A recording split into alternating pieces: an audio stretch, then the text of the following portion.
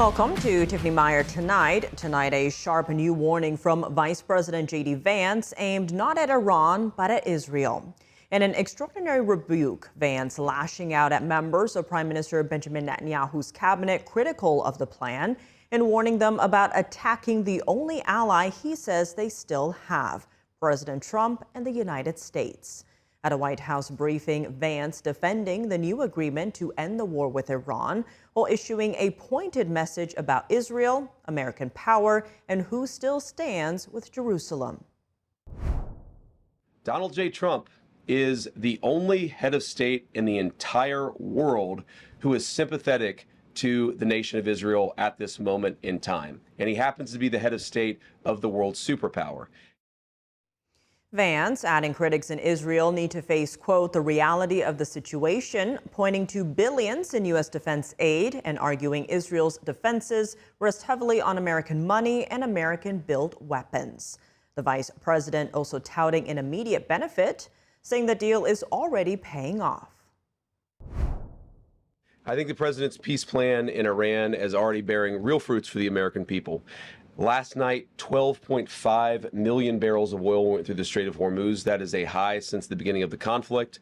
Oil prices are down nearly at their level from the pre-war conflict. Gas prices dropped below $4 a gallon today for the first time since the conflict. And joining me now with more, retired Colonel Rob Maness, who served as a wing and squadron commander in the U.S. Air Force. He's also the author of the new book, What You Can Do About It. Colonel, thank you so much for joining us. Wonderful to have you. First, how are you reading the criticism coming from Israel and the vice president's response today? Good evening, Tiffany. Thanks for having me on. Look, the vice president was exactly right when he called out the Israeli cabinet members for attacking the president personally when he really is the only head of state still standing with Israel. Now, he went on to say, Vice President Vance did, to say that Prime Minister Netanyahu, to his credit, has not joined in that. And I think it's because Mr. Netanyahu fully understands who is with Israel and who is not. And he knows that Donald Trump and JD Vance and the United States are with him.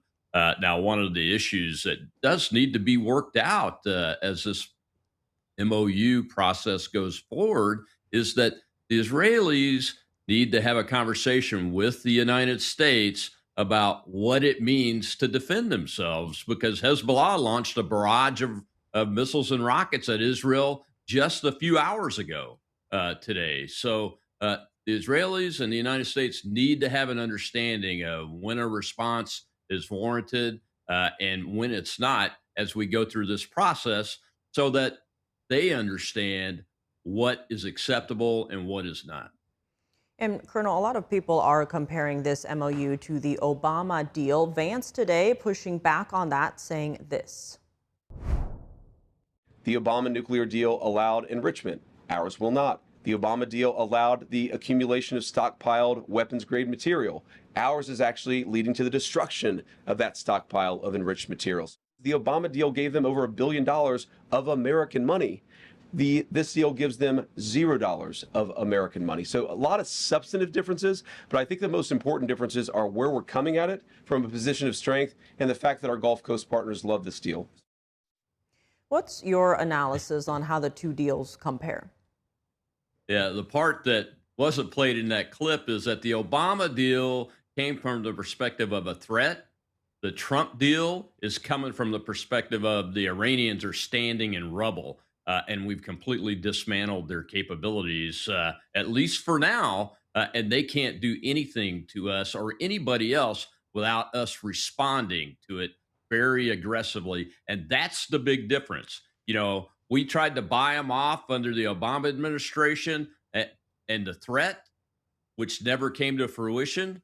And this time we destroyed them. And now we're not buying them off with anything. It'll be the Gulf Cooperation Council states that provide any of the $300 billion that people are complaining about. It's not going to be the taxpayer of the United States of America. It's ridiculous to expect us to rebuild that country when it's the Iranians that for 47 years have killed Americans and exported terrorism all across the Middle East and really all around the world, and really continue to do that. If the truth to be told, there are still our enemies that are from Iran around this globe waiting for an opportunity. And they need to understand that any type of activity is going to be answered not just with a threat, but with the full force and might of the United States of America.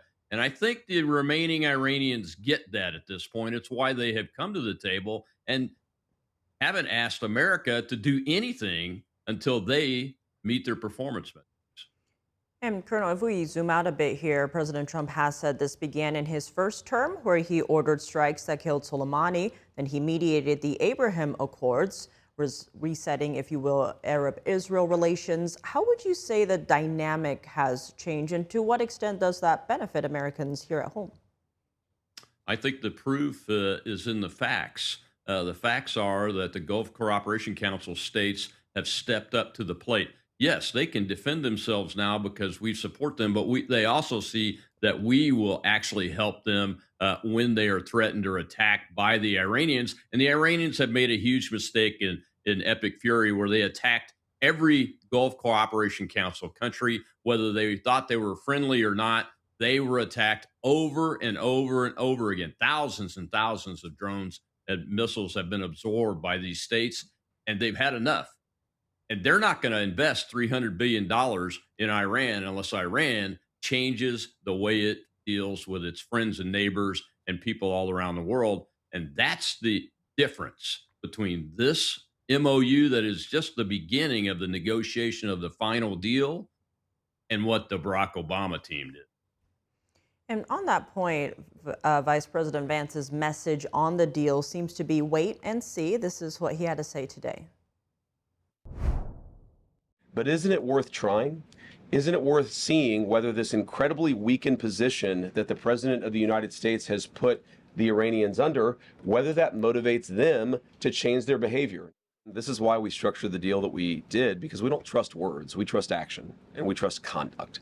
And so we're going to reward conduct, and we're not going to reward any words, whether they're written on a sheet of paper or not.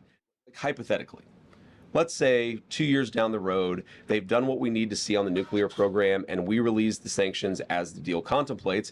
Then they decide they're going to start rebuilding the nuclear program. Then, of course, those sanctions are going to come back on. And that's why it's really kind of like a dial. And Colonel, what will you be watching for here? I'll be watching for how the United States responds to the Iranians' inevitable breaking of this deal.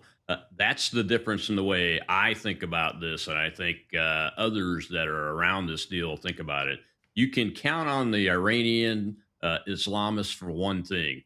They will not keep their word, but this deal is structured, as the vice president said, and that's why I can live with it, that it responds to their breaking the deal by withholding any of the benefits that are listed in this MOU or any benefits that are negotiated down the line during the next 60-day period.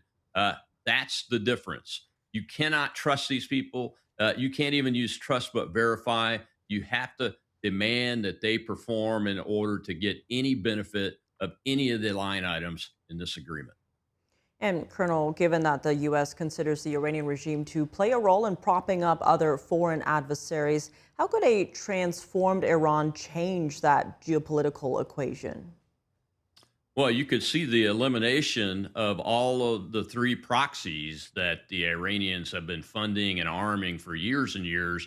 You know, the Houthis will die on the vine. Hezbollah will die on the vine. And that's up to us and how we deal with our ally Israel, too, is when you're talking about Hezbollah and the Houthis.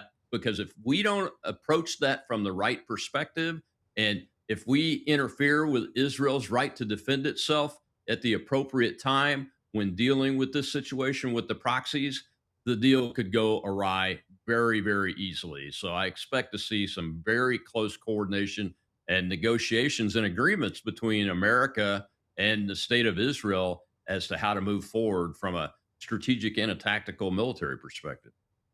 Well, Colonel Rob Maness, as always, thank you so much for joining us. Thank you.